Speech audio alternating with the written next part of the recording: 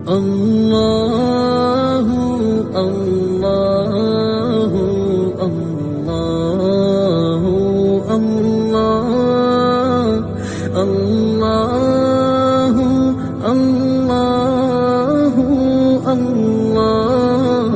الله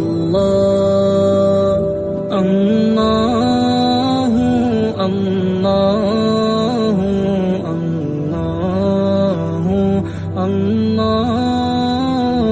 الله الله الله الله. السلام عليكم ورحمة الله تعالى وبركاته. الحمد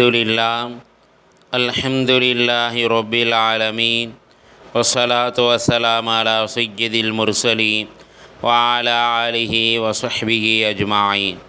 أما بعد، فقد قال الله تعالى في القرآن العظيم وفي الفرقان المجيد بعد أعوذ بالله من الشيطان الرجيم. بسم الله الرحمن الرحيم. ومن يتوكل على الله فهو حسبه إن الله بالغ أمره قد جعل الله لكل شيء قدرا. قال رسول الله صلى الله عليه وسلم: لا عدو ولا تيرة ولا هامة ولا سفر. وقال عليه الصلاة والسلام: صدق الله العلي العظيم وصدق رسول النبي الكريم ونحن على ذلك من الشاهدين والشاكرين. எல்லாம் அல்ல அல்லாஹுவின் அருளும் மேலான கருணையும் நம் அனைவர்கள் மீதும் வந்து சேரட்டுமாக.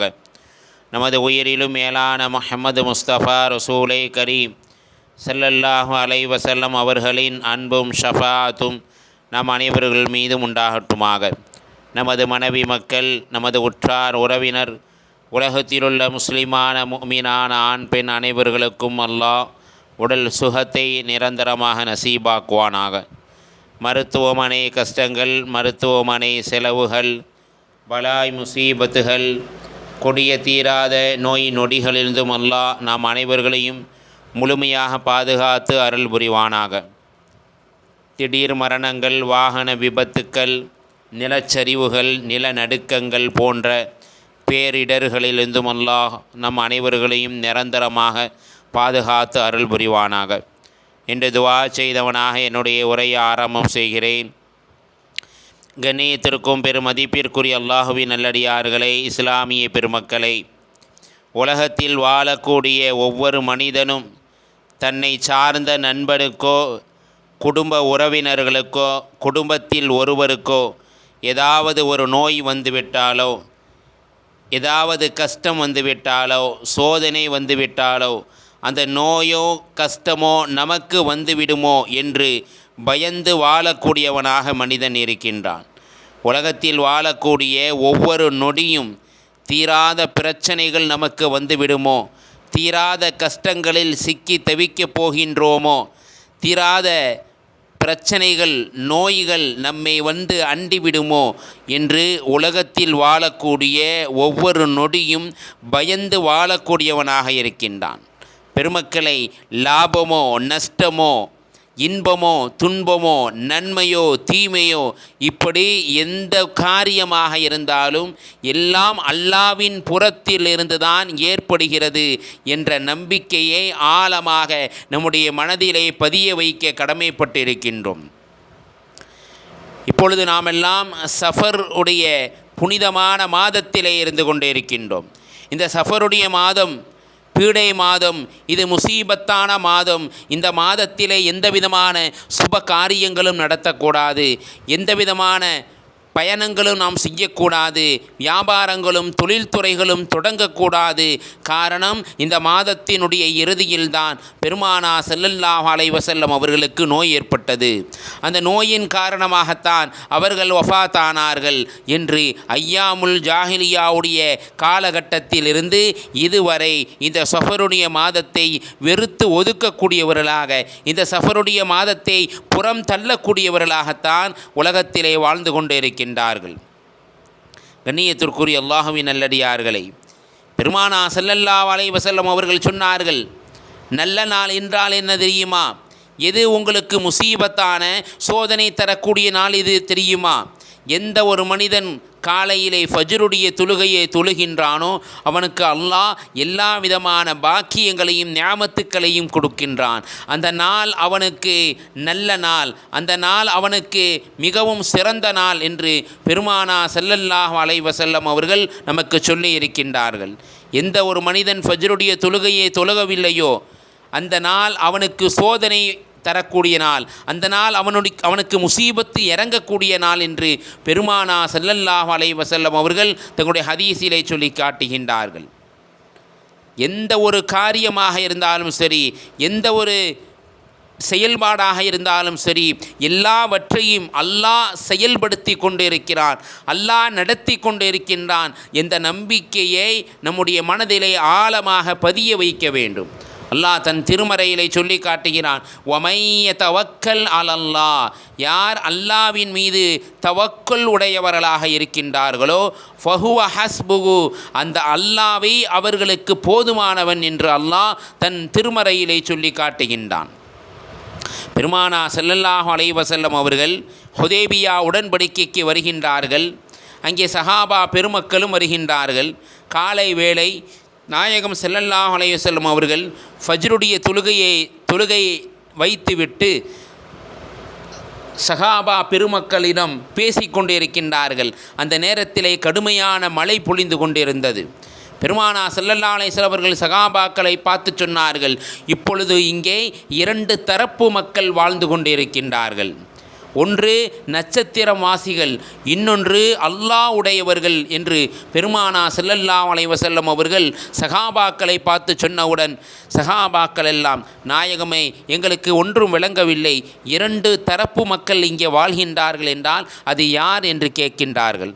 உடனே நாயகம் ஸல்லல்லாஹு அலைஹி வஸல்லம் அவர்கள் சொன்னார்கள், இப்பொழுது காலையிலே மழை பொழிந்தது அல்லவா, இந்த மழை இந்த மேகத்தால் இந்த நட்சத்திரத்தால் தான் மழை பொழிந்தது என்று சொல்லக்கூடியவர்கள் இங்கே இருக்கின்றார்கள். இல்லை, இந்த மழை அல்லாஹ்வுடைய நாட்டத்தால் தான் மழை பொழிந்தது என்றும் சொல்லக்கூடியவர்களும் இங்கே இருக்கின்றார்கள் என்று பெருமானா ஸல்லல்லாஹு அலைஹி வஸல்லம் அவர்கள் அங்கே சஹாபாக்களுக்கு விளக்கம் சொன்னார்கள். பெருமக்களை, மழை பெய்தது அல்லாஹ்வின் புறத்திலிருந்து, அல்லாஹ் நாடியதின் காரணமாக மழை பொழிந்தது. மேகத்தாலோ மேகம் சூழ்வதாலோ மழை பொழிந்தது என்று நீங்கள் மூட நம்பிக்கை கொள்ளாதீர்கள், மூட பழக்க வழக்கங்களில் நீங்கள் மூழ்கி இருக்காதீர்கள். அல்லாஹ்வின் மீது தவக்கல் உடையவர்களாக, நம்பிக்கை உடையவர்களாக நீங்கள் இருங்கள் என்று பெருமானா ஸல்லல்லாஹு அலைஹி வஸல்லம் அவர்கள் சஹாபாக்களை நோக்கி சொன்னார்கள். கண்ணியத்திற்குரிய அல்லாஹ்வின் நல்லடியார்களே, நாயகம் ஸல்லல்லாஹு அலைஹி வஸல்லம் அவர்கள் சொன்ன ஹதீஸ் புகாரிலே பதிவு செய்யப்பட்டு இருக்கிறது. லா அதுவா வலா சஃபர வலா ஹாமத வலா தியரத, இஸ்லாமிய மார்க்கத்திலே தொற்று நோய் என்பது இல்லை, இஸ்லாமிய மார்க்கத்திலே சஃபர் மாதம் பீடை என்பதும் இல்லை, இஸ்லாமிய மார்க்கத்திலே பறவையை வைத்து சகுனம் பார்ப்பதும் இல்லை, இஸ்லாமிய மார்க்கத்திலே ஆந்தை கத்தினால் சகுனம் சரியில்லை என்று சொல்வதும் இல்லை. ஒரு காலம் இருந்தது, ஐயாமுல் ஜாஹிலியாவுடைய காலகட்டத்திலே சில மக்கள் வாழ்ந்து வந்தார்கள். ஒரு ஊரிலே ஒரு நபருக்கு நோய் வந்து விட்டது என்றால் அந்த ஊரை விட்டும் விரண்டு ஓடக்கூடியவர்களாக இருப்பார்கள். காரணம், அவருக்கு வந்த நோய், அவருக்கு ஏற்பட்ட அந்த நோய் நமக்கு வந்துவிடுமோ என்று பயந்து வாழக்கூடியவர்களாக அந்த ஊரை விட்டும் விரண்டு ஓடக்கூடியவர்களாக இருந்தார்கள். எந்த அளவுக்கு என்றால், ஒரு சிங்கத்தை பார்த்து ஒரு மனிதன் எந்த அளவுக்கு விரண்டு ஓடுவானோ அதுபோல் அவர்கள் விரண்டு ஓடக்கூடியவர்களாக இருந்தார்கள். பெருமானா ஸல்லல்லாஹு அலைஹி வஸல்லம் அவர்கள் சொன்னார்கள், இந்த இஸ்லாமிய மார்க்கத்திலே தொற்று நோய் என்பது இல்லை என்று சொன்னார்கள். ஒரு கிராமவாசி எழுந்து கேட்டார், நாயகமே, இஸ்லாமிய மார்க்கத்திலே தொற்று நோய் என்பது இல்லை என்று சொல்கின்றீர்கள், ஆனால் எங்களுடைய ஆரோக்கியமாக துள்ளி குதித்து ஓடக்கூடிய ஒட்டகங்கள் பாலைவனமான பரப்பிலே மேய்ந்து கொண்டிருக்கின்றது. அந்த ஒட்டகங்களோடு சில சிறங்குள்ள சில நோயுள்ள ஒட்டகங்களும் சேர்ந்து மேய்ந்து கொண்டிருக்கின்றது. சிரங்குள்ள நோயுள்ள ஒட்டகங்கள் எங்களுடைய ஆரோக்கியமான ஒட்டகங்களோடு சேர்ந்து மேய்வதால் அந்த ஒட்டகத்தினுடைய நோய் எங்களுடைய ஆரோக்கியமான ஒட்டகத்திலே தொற்றிக்கொள்கிறது நாயகமே. ஆனால் இஸ்லாமிய மார்க்கத்திலே தொற்று நோய் என்பது இல்லை என்று சொன்னீர்களே, இது எப்படி சாத்தியமாகும் என்று நாயகம் ஸல்லல்லாஹு அலைஹி வஸல்லம் அவர்களிடம் சஹாபாக்கள் கேட்ட பொழுது நாயகம் ஸல்லல்லாஹு அலைஹி வஸல்லம் அவர்கள் அங்கே பதில் சொன்னார்கள். நல்ல ஆரோக்கியமான ஒட்டகங்கள் மேய்கின்ற பொழுது சில சிரங்குள்ள ஒட்டகங்கள் சேர்ந்து மேய்வதால், நோயுள்ள ஒட்டகங்கள் சேர்ந்து மேய்வதால் அந்த நோய் ஆரோக்கியமான ஒட்டகத்திலே தொற்றிக்கொள்கிறது என்று சொல்கின்றீர்களே, அந்த முதலாவதாக நோயுள்ள அந்த ஒட்டகம் எந்த ஒட்டகத்தின் மூலமாக நோயை தொற்றி கொண்டு வந்தது? அந்த ஒட்டகத்திற்கு நோயை கொடுத்தது யார்? பெருமக்களை, பெருமானார் ஸல்லல்லாஹு அலைஹி வஸல்லம் அவர்கள் சொன்னார்கள், அங்கே அல்லாஹ் அந்த ஒட்டகத்துக்கு நோயை கொடுக்க வேண்டும் என்று நாடியிருக்கிறான், அதனால் அந்த நோயை கொடுத்திருக்கின்றான். அதுபோல் இந்த ஒட்டகத்திற்கும் நோயை கொடுக்க வேண்டும் என்று அது அல்லாஹ்வுடைய நாட்டம். அல்லாஹ் நாடியதின் காரணமாக அந்த ஒட்டகத்திற்கு நோய் ஏற்பட்டிருக்கிறது என்று பெருமானார் ஸல்லல்லாஹு அலைஹி வஸல்லம் அவர்கள் அங்கே விளக்கம் சொன்னார்கள் என்பதை ஹதீஸிலே காண முடிகின்றது. கண்ணியத்திற்கும் பெருமதிப்பிற்குரிய அல்லாஹ்வின் நல்லடியார்களை, எந்த ஒரு மனிதன் சஃபருடைய மாதம் பீடை என்பதாக சொல்கின்றானோ, எந்த ஒரு மனிதன் சஃபருடைய மாதம் முசீபத்தான மாதம் என்று சொல்கின்றானோ, அவன் அல்லாஹ்வுக்கு இணை வைத்து விட்டான், அவன் அல்லாஹ்வுக்கு ஷிர்க் வைத்து விட்டான் என்று பெருமானார் ஸல்லல்லாஹு அலைஹி வஸல்லம் அவர்களுடைய ஹதீஸ் நமக்கு சான்றாக இருந்து கொண்டே இருக்கின்றது. நாயகம் ஸல்லல்லாஹு அலைஹி வஸல்லம் அவர்கள் சொன்னார்கள், இஸ்லாமிய மார்க்கத்திலே வலா தியரத்த, பறவையை வைத்து சகுனம் பார்ப்பதும் இஸ்லாமிய மார்க்கத்திலே இல்லை. ஐயாமுல் ஜாஹிலியாவுடைய அறியாமையினுடைய காலகட்டத்திலே வெளியூருக்கு பிரயாணத்திற்கு சென்றாலோ, தொழில்துறை வியாபாரம் ஆரம்பித்தாலோ, சுப காரியங்கள் நடத்தினாலோ பறவையை வைத்து சகுனம் பார்க்கக்கூடியவர்களாக ஐயாமுல் ஜாஹிலியாவுடைய மக்கள் வாழ்ந்து வந்தார்கள். எந்த அளவுக்கு என்றால், தங்களுடைய ஒட்டக குட்டிகளை இல்லை பறவைகளை பறக்க விடுவார்களாம். அந்த பறவை வலது பக்கமாக பறந்தது என்றால் சகுனம் நன்றாக இருக்கிறது, நாம் வியாபாரங்களை தொடங்கலாம், நாம் தொழில்துறைகளை தொடங்கலாம், வெளியூருக்கு பிரயாணத்துக்கு செல்லலாம், சுப காரியங்களை நடத்தலாம். காரணம், பறவை வலது பக்கமாக பறந்திருக்கிறது என்பதாக நம்பக்கூடியவர்களாக இருந்தார்கள். இதே அந்த பறவை இடது பக்கமாக பறந்துவிட்டால் சகுனம் சரியில்லை, நாம் செய்யக்கூடிய காரியங்களை செய்யக்கூடாது, வியாபாரம் செய்யக்கூடாது, பிரயாணங்களுக்கு செல்லக்கூடாது, நாம் போகக்கூடிய காரியங்கள் அங்கே உருப்படாது என்பதாக எல்லா விதமான காரியங்களையும் அப்படியே உடனே நிப்பாட்டக்கூடியவர்களாகத்தான் உலகத்திலே அவர்கள் வாழ்ந்து வந்தார்கள். கண்ணியத்திற்குரிய அல்லாஹ்வின் நல்லடியார்களை, இஸ்லாமிய பெருமக்களை, சஹாபா பெருமக்கள் பெருமானார் ஸல்லல்லாஹு அலைஹி வஸல்லம் அவர்களை நோக்கி கேட்டார்கள், யா ரசூலல்லாஹ், அல்லாஹ்வின் தூதர் அவர்களே, நாங்கள் ஏதாவது ஒரு காரியத்தை ஆரம்பித்தாலோ, ஏதாவது ஒரு செயல்பாட்டிலே நாங்கள் இருந்தாலோ அது நல்லதாக அமையுமா இல்லை கெட்டதாக அமையுமா என்பது எங்களுக்கு தெரியாது. அதை எப்படி நாங்கள் முடிவு செய்ய முடியும்?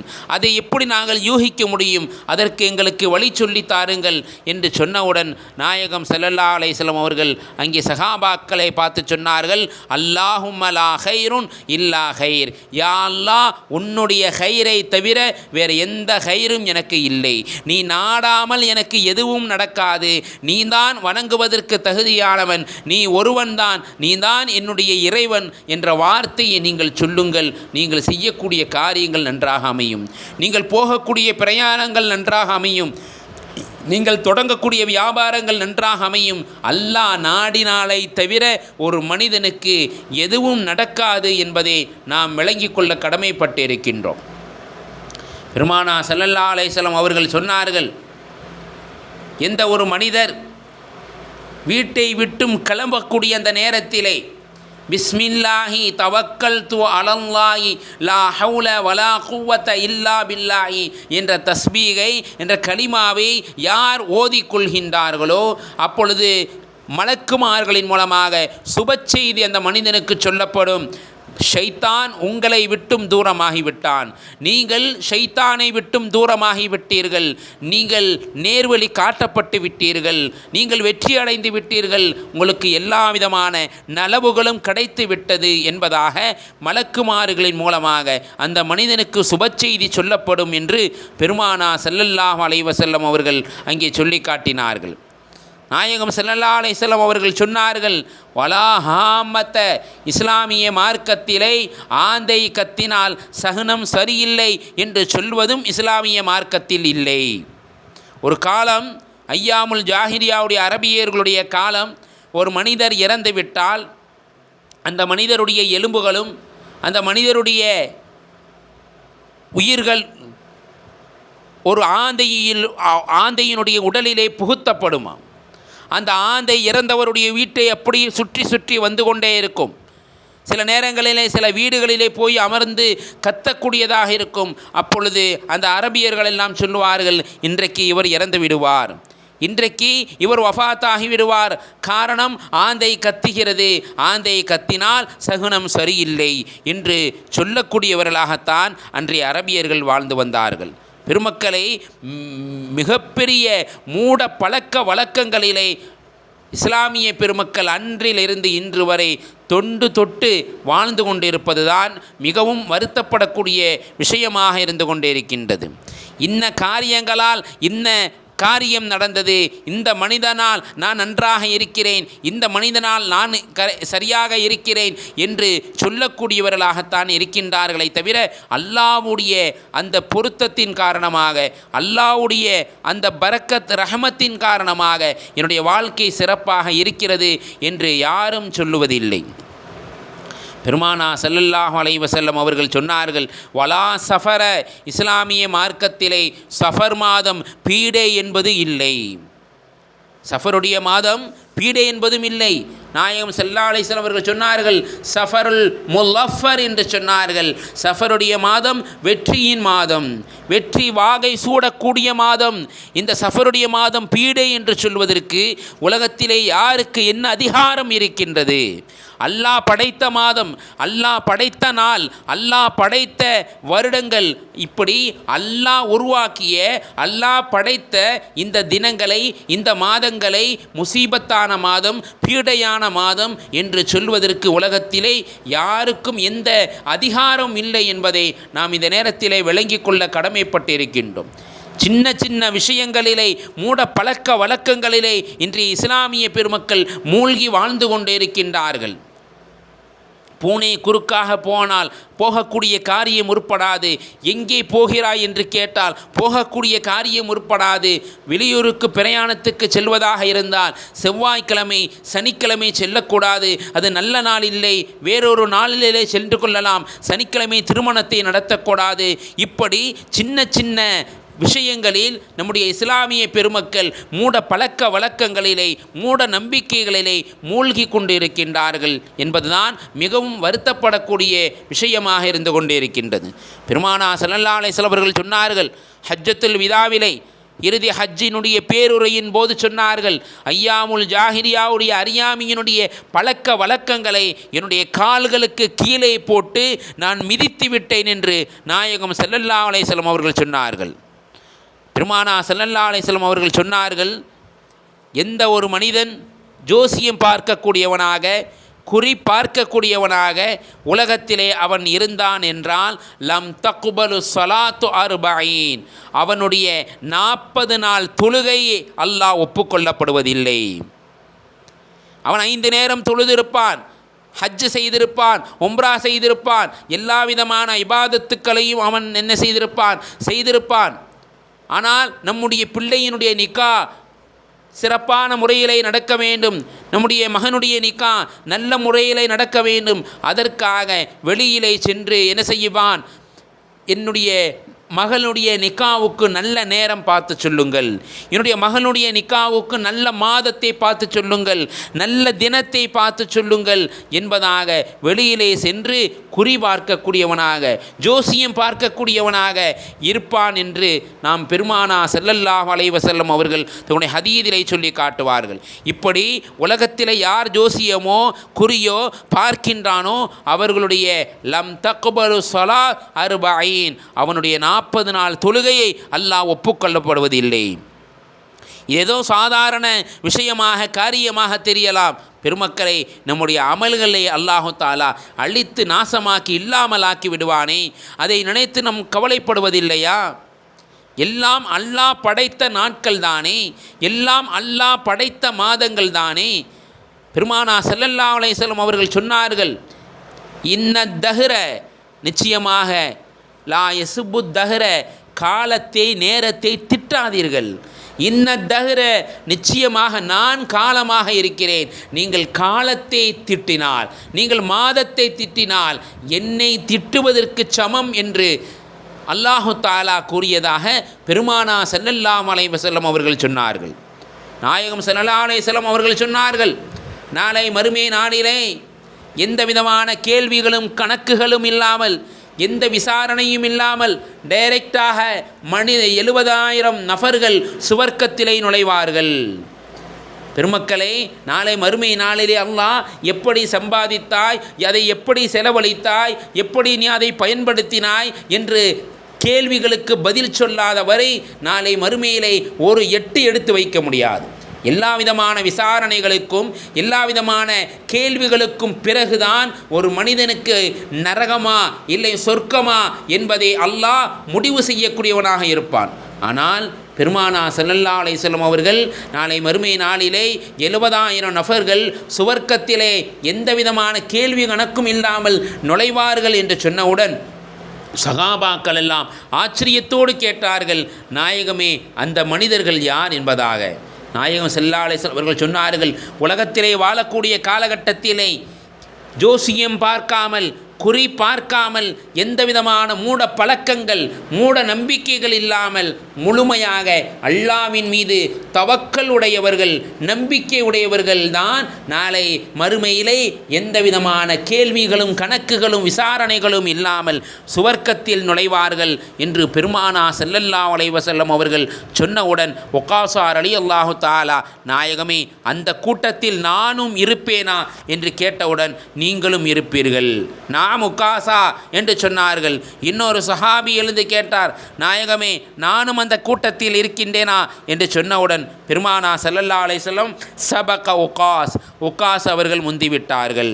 பெருமக்களே, குறி பார்க்கக்கூடியவர்கள், ஜோசியம் பார்க்கக்கூடியவர்கள் நாளை மறுமை நாளிலே எந்த நிலைமையே அவர்கள் நிறுத்தப்படுவார்கள் என்பதை ஹதீஸிலே நாம் காண முடிகின்றது. நாயகம் ஸல்லல்லாஹு அலைஹி வஸல்லம் அவர்கள் சொன்னார்கள், வலா சஃபர, சஃபருடைய மாதம் பீடை என்பதும் இல்லை. சஃபருடைய மாதத்தில் என்னென்ன காரியங்கள் நடந்திருக்கின்றது தெரியுமா? பெருமானா ஸல்லல்லாஹு அலைஹி வஸல்லம் அவர்களுக்கும் ஸஃபிய்யா ரலியல்லாஹு தஆலா அவர்களுக்கும் திருமணம் நடந்திருக்கின்றது.